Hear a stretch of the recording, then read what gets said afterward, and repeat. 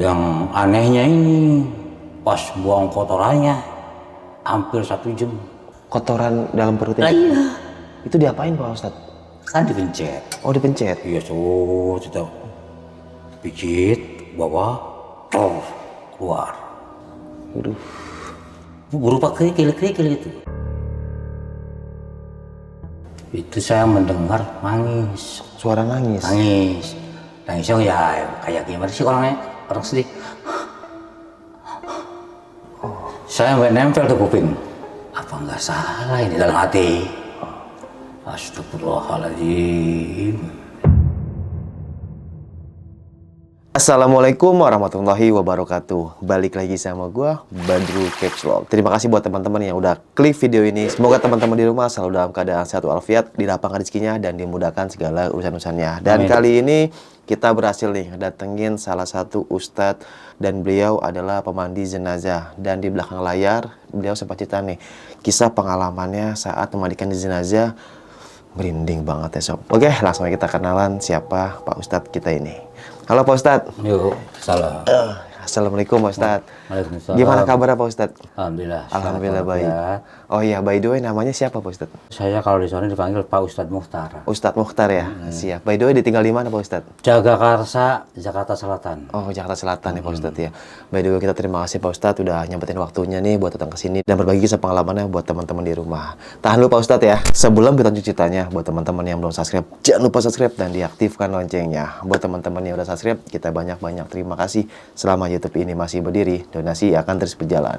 Oh ya nih, buat teman-teman yang punya kisah pengalaman horor, jangan disimpan aja. Saya yakin kisah pengalaman teman-teman di rumah pasti banyak. Langsung aja kirim cetak nomor WhatsApp itu tuh. Kuy, kita gibah misteri sini. Oke, kata syahdu hari ini, seperti malam yang gelap, misteri mengajarkan kita bagaimana menemukan cahaya dalam kegelapan. Oke, langsung aja kita ke gibah misteri.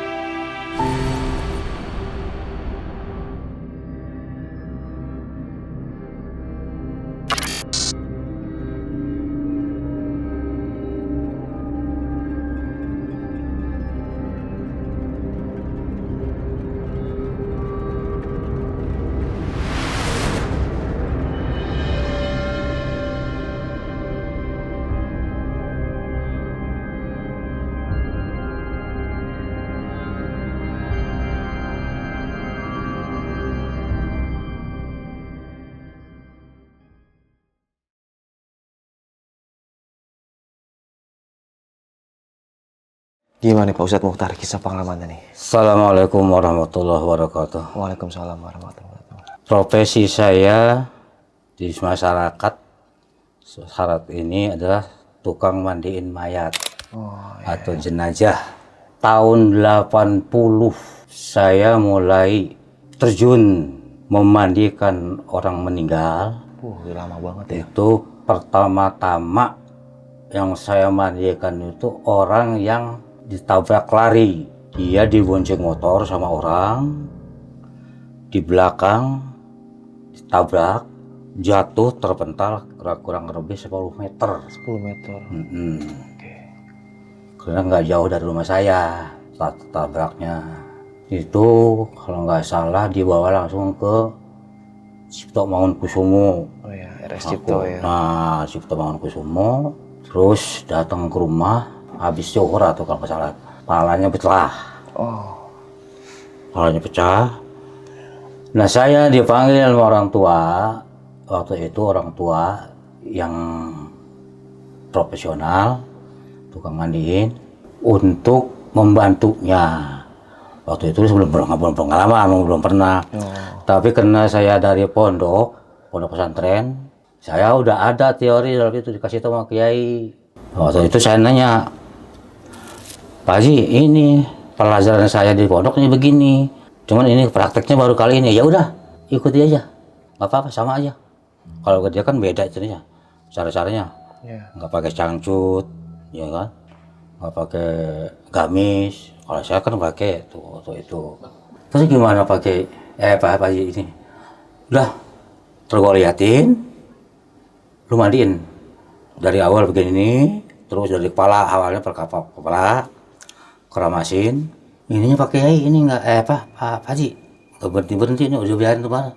Masih rembes, Oh iya. kaitannya Darahnya masih pada keluar ya. orang belah dua.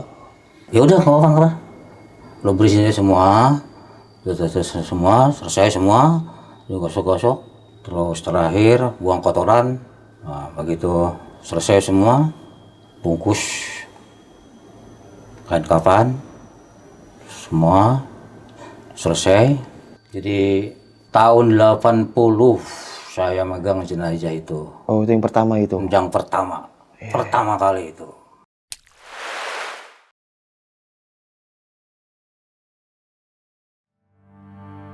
Dua bulan kemudian dapat lagi panggilan suruh mandiin.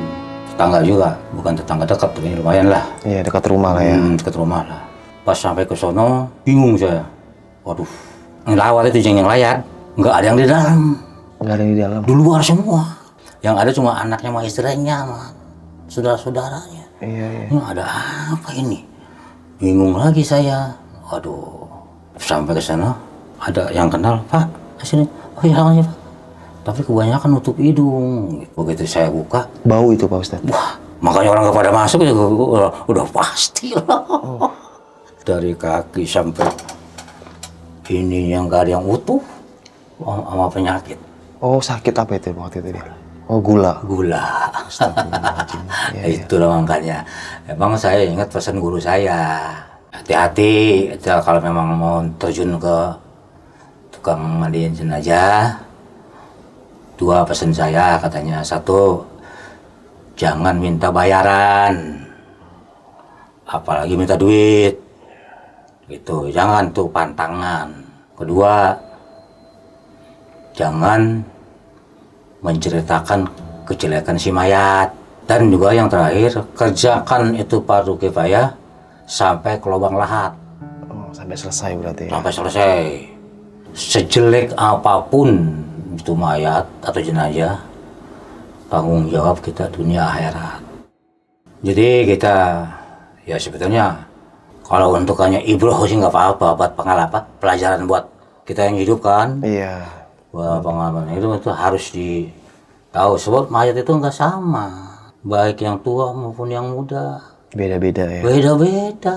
Iya. Istilahnya, maaf, yang pernah sholat, yang nggak pernah sholat beda. Lain. Dia itu penyakit gula, udah bertahun-tahun di tempat turun dulu, nggak pernah keluar, makan juga disuapin, gitu. Terus buang air kecil juga air besar di sini aja tempat itu. Oh iya, nggak jadi masalah itu mas saya mah. Cuman saya bingungnya yang orang pada di luar aja. Emang apa hubungannya sih penyakit? Semua juga banyak penyakit gitu ya. Iya. Mungkin baunya apa nggak tahan. Nah, iya. Alhamdulillah. Itu yang kedua tuh. Nah, kalau yang pertama tadi yang saya jelasin tuh, yang pertama kali itu mengganggu saya. Oh, yang kecelakaan itu. Gimana tuh Pak? Waktu itu saya tuh 2 hari 2 malam nggak bisa tidur.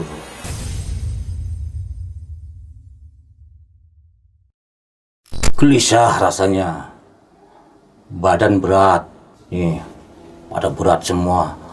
Sampai istri saya tanya, kenapa sih Pak? Nggak tahu nih mah, aduh nggak bisa tidur. Tadi mandiin sih ya, iya. Wah, itu rasanya di sini nih. Gimana sih orang gelayutan? Iya. Kayak anak kecil dikendong gitu, ngegendong anak kecil. Astagfirullahaladzim, la ilaha illallah Muhammad Rasulullah ini. Nah, pagi-paginya bahasa bangun tidur, besok subuh berangkat ke rumah guru saya, Pak Kiai Bogor, dari Liang. Dia ahli hikmah, Iya. tukang obat, sekarang juga masih praktek dia, masih hidup, masih praktek dia. Datang ke sana, Mama, ini aduh Mama, 2 hari 2 malam Mama nggak bisa tidur ini. Habis mandiin orang meninggal. Kalau dia kan bisa nerawang, diikutin itu ternyata belakang itu. Lah ilah, gimana kayak udah masuk ke kamar sama dia, dipegang kepala saya, kasih air minum, air putih, langsung dia transfer ininya, doanya ke punggung saya. Udah, sekarang alhamdulillah teh enteng itu. Oh iya. Oh, ngikutin dia berarti Pak Ustadz. Ngikutin, itu yang pertama. Iya, yang kecelakaan Abang orang itu. baru, Oke. orang gede-gede baru kenal jenazah gimana sih? Iya, iya. Ya malum lah orang baru katanya. Bahasa ini enggak? Niat, ya niat mama. Niat mandi niat kita baca selawat, baca tasbih, baca ayat kursi. Oh, ya udah baru katanya. Kadang-kadang yang begitu tuh syaratnya kurang katanya. Syaratnya. Syarat sahnya kurang. Oke. Ya istilahnya biasa dibuang kotorannya ini enggak. Itu biasanya. Biasanya gitu. Kedua, biasanya kan kalau orang meninggal tuh yang ada di seluruh tubuhnya modal kuku sepanjang apapun boleh dibuangin. Iya, iya. Harus utuh gitu. Harus utuh, cuma dibersihin aja. Karena kan yang namanya manusia kan karena sifat lupa. Iya. Biasanya istilahnya waktu hidupnya dia bersihin kuping ini enggak. Itu bisa juga perkenalan katanya. Oke. Perkenalan ya. Nggak tegur saya perkenalan katanya. Ya mudah-mudahan aja kelanjutannya jangan sampai. Ya udah alhamdulillah tuh. Yang kedua kali juga lancar-lancar aja.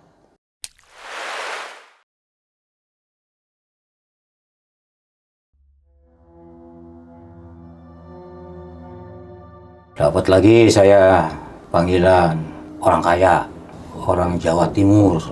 Jam 12 lah saya dipanggil. Saya mulai mandiin jam 1:30 waktu itu. Ya kalau mandiin kalau orang mayatnya bagus kan nggak lama. Istilahnya kita bersihin semua-semuin. Yang anehnya ini pas buang kotorannya hampir 1 jam. Kotoran dalam perutnya. Iya.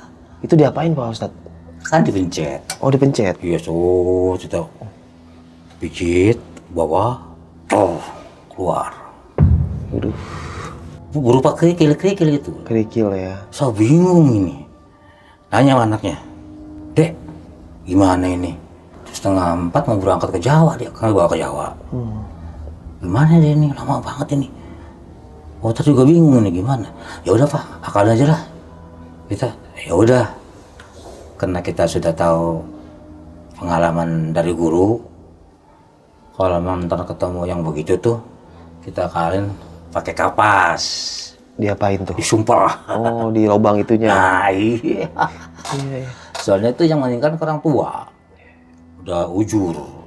Pas begitu selesai, jam 3:15, saya kan pulang sendiri. Dari Wisma Nandini itu kan dari rumah lumayan juga jauh. Beda RT. Jam 3:15, hampir 3:30 pulang. Astagfirullahaladzim, ya Allah. Ada apa ini? Dia dibawa ke Jawa, saya pulang ke rumah. Ini apa yang kurang? Gitu, ikutin. Ngikutin. Gimana tuh pas di rumah Pak Ustadz? Ikut di belakang aja, Bu. Pada merinding gitu.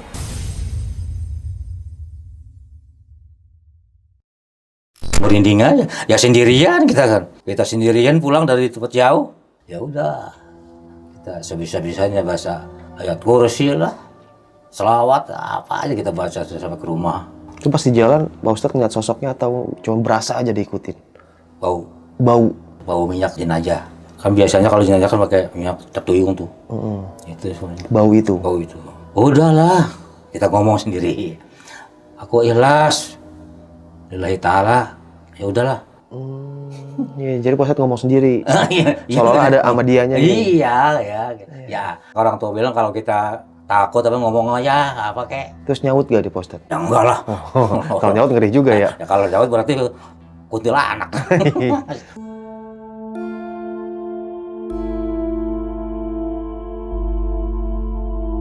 Terus sering waktu berjalan ada yang manggil lagi. Waktu itu sih dibilang tua ya belum lah. Kira kotoran 50 ke bawah lah. Kejadiannya di lubang lahat itu mah. Gimana tuh Pak Ustadz? Begitu sampai ke makam, saya yang nurunin, anak-anaknya saya panggil, ada 2, turun ke bawah. Itu di sini tengah saya atur semua. Udah, kan kalau menurut hukum fikih mayat itu kan harus nyium tanah. Oke. Jadi menghadap kiblat. Iya. Harus nempel tuh hidungnya. Nah biasanya kan kalau di mana-mana di tiap kita nguburkan jenazah itu kan ada tanahnya dibendul-bendul tuh. Oh, ini bulat-bulat gitu ya. Buat bantalan. Bantalan ya. Bantalan. Udah itu saya taruh di pala. Nengok melulu. Palanya itu mah, palanya bukan nama badannya. Iya, iya. Logika kan nggak masuk logika. Yang namanya udah kaku gimana sih? Kita baca-bacaan, ya. Terus sudah selesai, saya usap, ya. La haula wala quwwata illa billahil ya. Tidak ada upaya kecuali Allah yang maha kuat, maha kuat. Udah, saya lurusin lagi, baru bisa. Gitu. Hanya udah selesai. Semuanya saya kontrol dari ujung ke ujung. Udah selesai semua. Saya suruh anaknya ajan. Diayanin sampai komatnya. Begitu selesai, diurung semua. Selesai, alhamdulillah, pas saya talkin pada pulang tuh yang ketiga tuh, alhamdulillah nggak ada apa-apa.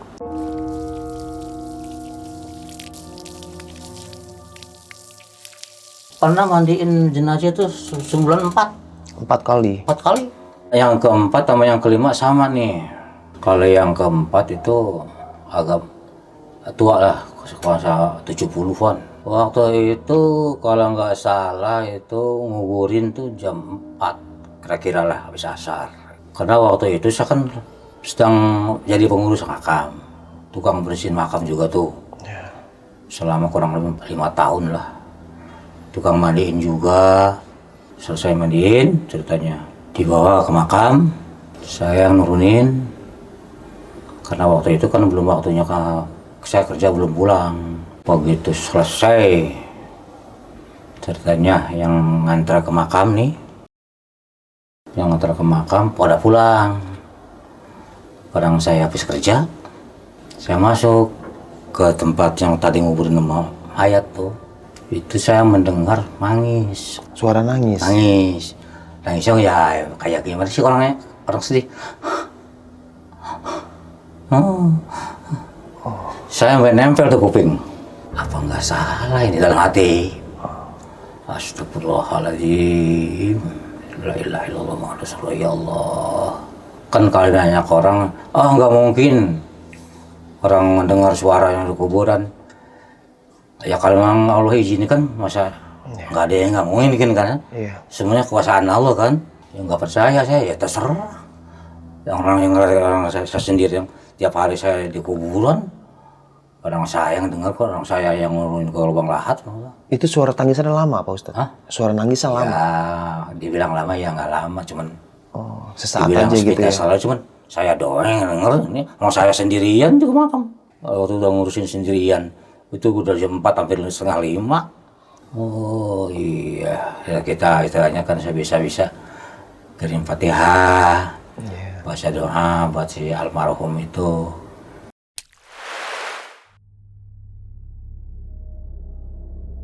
Kira-kira 3 hari datang tuh istrinya sama anaknya 2, kan di kurang ada kantor. Dia masuk, Mbak, maaf Mbak ya, ada apa Pak Haji? Saya boleh tanya nggak? Kenapa Mbak Haji? Itu profesi suami Mbak itu apa sih? Pengacara. Apa? Pengacara? Pengacara. Oke. Sarjana hukum. Iya.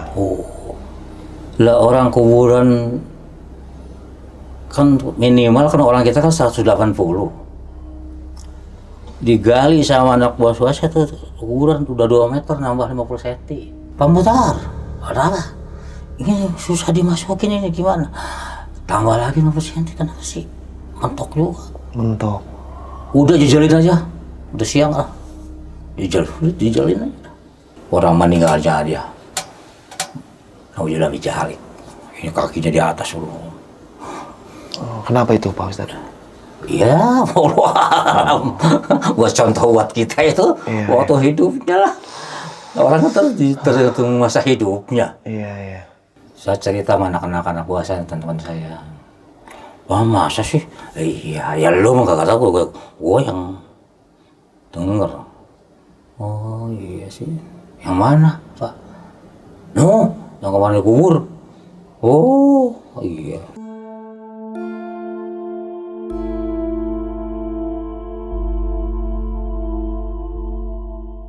Nemu lagi itu bapak-bapak hampir 80 tahun umurnya. Mandiin selesai, saya sendiri yang ngamamin imam jenazahnya. Selesai semua, sampai ke kuburan, saya yang masukin ke lubang lahat. Bertiga, kalau nggak salah mas cucunya itu. Cucunya 2. Masukin lubang lahat, lancar-lancar aja, nggak ada apa-apa. Dia ajarin, dikomatin semua, tunggu.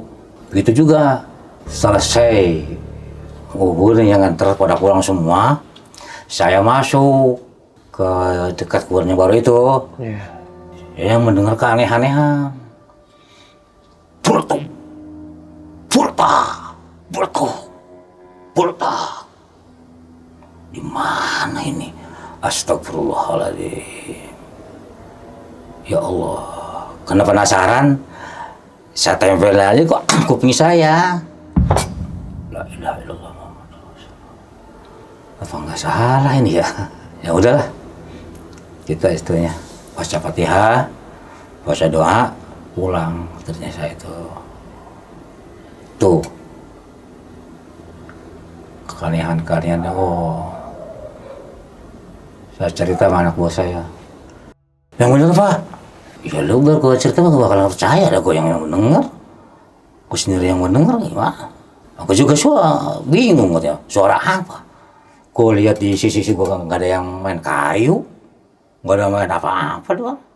Ini jam 12 siang kan terang, gak ada angin, gak apa patah kayu gitu gimana kan gak ada. Tapi bapak dengar suara tak tak tak gitu. Tak. Kayak kayu patah. Tak, tak. Terakhir dung. Kan aneh. Lah kita sendirian di kuburan. Kantor jauh. Ya ilaha illallah Muhammad Rasulullah. Ya Allah ya Rabb, perbuatan apa ini orang ya Allah. Astagfirullahaladzim. Sampai saya di kantor itu sampai la ilaha illallah Muhammad Rasulullah. Udah ceritanya, kira-kira 3 hari keluarganya jarah. Maaf ya, maaf ya. Selama hidup nggak pernah sholat Pak. Lah terus gimana? Sekarang ditajiahin, tadinya 7 malam katanya. Ada yang ngaji di rumah malam katanya. Ya bagus lah Pak. Kirim doa tuh, terutama anak-anaknya, cucu-cucunya. Jangan lupa doain. Tiap hari Jumat jarahin tuh. Alhamdulillah tuh tiap hari Jumat datang anak cucunya, doain. Itu Pak. Jadi situ katanya kan punya pegangan, istilahnya kalau orang tuh jimat lah. Oh, dia masih punya pegangan gitu maksudnya sampai meninggalnya pun. Iya katanya anak cucunya. Iya, terus. Apa di dalam dirinya apa nggak tahu lah. Berupa barang bukan. Kan ada jimat itu kan ada keris, ada batu akik berapa? Bukan Pak, itu mah udah habis semua katanya di rumah. Udah dalam ininya kali Pak tuh. Apa sebutnya ilmu kebatinan apa nggak tahu? Iya dalam tubuhnya dia. Oh iya kalau begitu mah saya yakin orang yang punya ilmu begitu nggak diterima bumi, kebawa mati. Sekarang kamu kasihan nggak sama kakek? Sayang Pak. Ya iya Bos. Tiap malam Jumat bacain Yasin buat kakek, sebut namanya. Nama kakek siapa, binnya siapa, ya.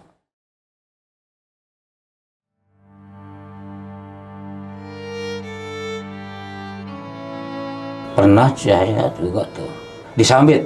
Begitu pada pulang semua yang nguburin, yang nganter. Saya kerja potong rumput. Orang saya kerja di makam, ngurus makam. Lagi asik-asik potong rumput lewat kuburan yang baru itu, kira-kira 3 meter 4 meter lah.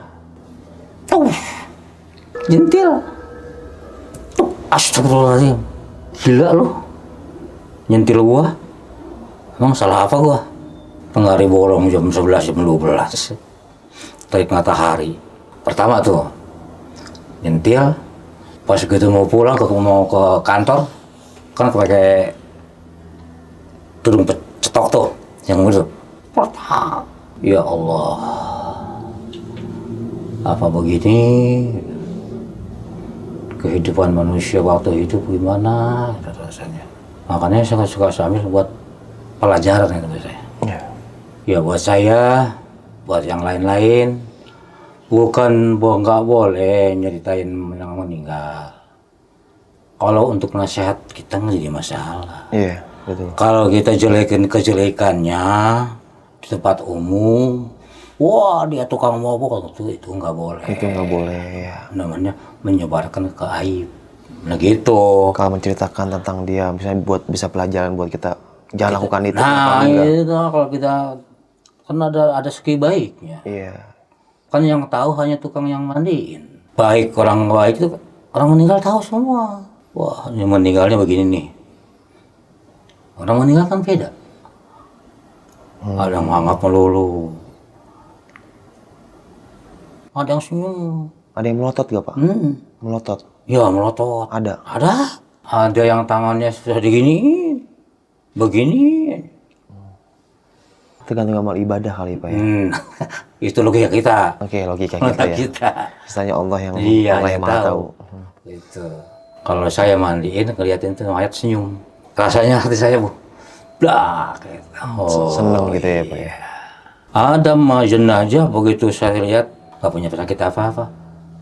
Tapi baunya bukan bau penyakit. Katanya sih, saya tanya, itu biasanya Pak Ustadz orang suka sesajen. Ngerti nggak? Iya, sesajen. Berarti musik dong. Iya, begitulah. Kan sering nanya saya. Oke. Oh iya, kalau gitu mah masuk akal juga sih. Kalau gitu mah siapa Pak Ustadz? Gua udah tahu lah. Itu rahasia gua. Rahasia gua itu mah.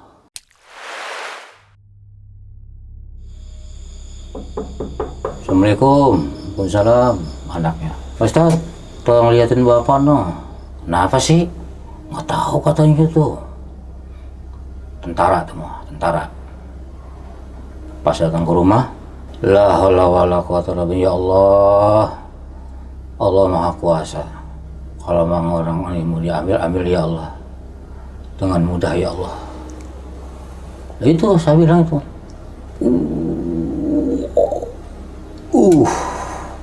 Udah ketahanan dah tuh anak-anaknya ketahanan.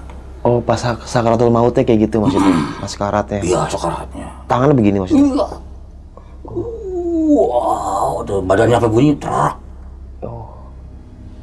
Kenapa sih Pak Ustadz itu? Bapak lagi sekarat. Ayo, lu liatin aja.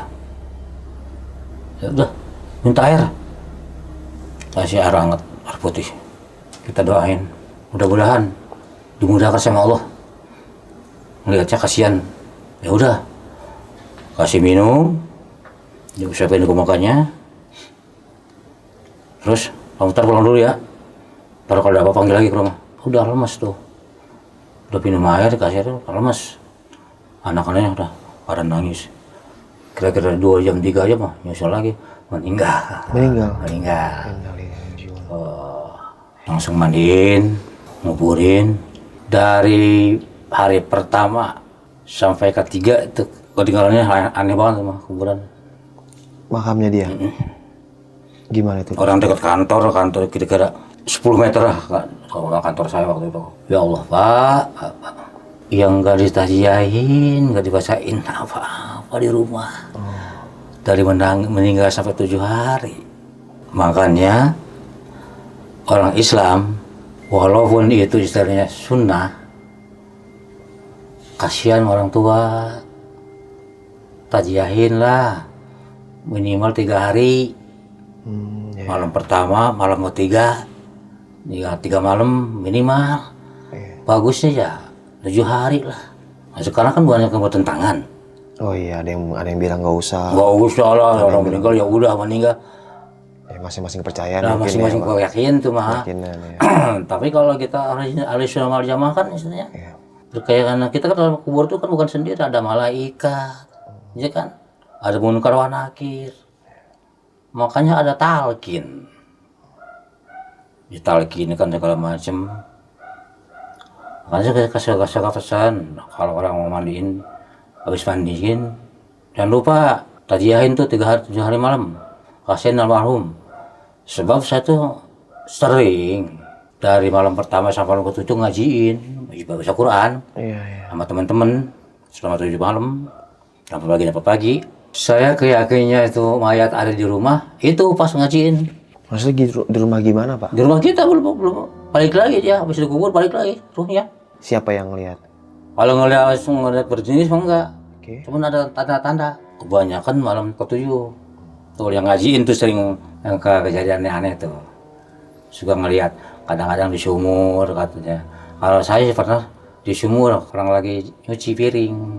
Ya nyuci piring aja gimana ke air, keran tuh masuk terus. Kayak orang-orang lagi mandi. Pernah lewat, kayak angin. Terus di rumah hawanya dingin gitu. Hawa panas, dingin. Itu kata guru saya, Pak Kiai, memang ada. Selama 7 hari itu mayat balik lagi. Iya, iya. Dengan izin Allah. Ada. Makanya ada takjiah. Kita sebagai tetangga wajib aja takjiah. Takjiah kan menghibur. Iya. Menghibur yang kena kesusahan. Iya, biar masih serasa rame di rumahnya. Nah, gitu. Biar terhibur istilahnya. Kan kalau orang meninggal kan ketahuan kesepinya. Setelah pengalaman yang Pak Ustadz alamin gitu ya, dari tahun 80 sampai sekarang Pak Ustadz ya, masih aktif dalam ngajar ngaji di rumah ya. Jadi Ustadznya di sana ya, terus pemandi jenazah juga dan yang lain-lain. Punya pesan nggak Pak Ustadz buat teman-teman di rumah nih? Pertama-tama, Allah berfirman dalam Al-Quran. Qala Allah Ta'ala fil Qur'anil Azim, A'udzubillahiminasyaitonirrajim, Bismillahirrahmanirrahim. In kullu nafsin za'iqatul maut. Summa ilaihi turja'un. Setiap yang bernyawa di dunia ini pasti mati. Kemudian kembali kepada Allah. Rasulullah bersabda dalam hadisnya, al-mautu mau'izah. Mati itu adalah nasihat bagi yang hidup. Kenapa? Semua kita yang hidup ini bakal mati. Ya. Nasihat yang hidup adalah kematian. Gitu loh. Bahwa kita tuh entah besok, entah lusa, atau entah malam kapan pasti mengalami kematian. Semua perbuatan semenjak lahir sampai kita meninggal akan dipertanggungjawabkan di hadapan Allah. Karena apa? Karena ada catatannya. Pamay ya'mal miskola dzarratin khairan yarah wa may ya'mal miskola dzarratin yarah. Perbuatan baik sedikit kecil apapun itu ada catatannya. Buruknya, jeleknya ada catatannya. Siapa yang mencatat? Malaikat Raqib Atid. Nggak bisa bohong. Oke lah. Kita bisa bohong sama istri, sama anak. Enggak. Aku nggak ngambil. Walaupun nggak ngaku sama siapa, nggak ngambil, nggak apa. Tetap ada catatannya. Atau orang tua. Waktu kita kecil, nak, sholat udah? Udah bu, yang benar. Padahal kita belum sholat. Nah, kalau masih kecil sih mungkin yang umur 7 tahun ke bawah, nggak jadi masalah. Nah kalau udah balik, kita bohong sama orang tua, dicatat. Hari ini, jam sekian, waktu zuhur, waktu asar, waktu maghrib, nggak sholat, ada catatannya. Nggak bakal hilang. Silakan buat dusta sama manusia, gak ada masalah. Tapi sama Allah, ntar di yaumil kiamah yang jadi saksi malaikat Raqib Atid. Ya, dari semenjak kita akhir balik, udah mulai kewajiban kita kepada Allah. sholat, puasa, itu kewajiban kita kepada Allah. Nah, ntar semua dipertanggungjawabkan di hadapan Allah. Itu. Oke.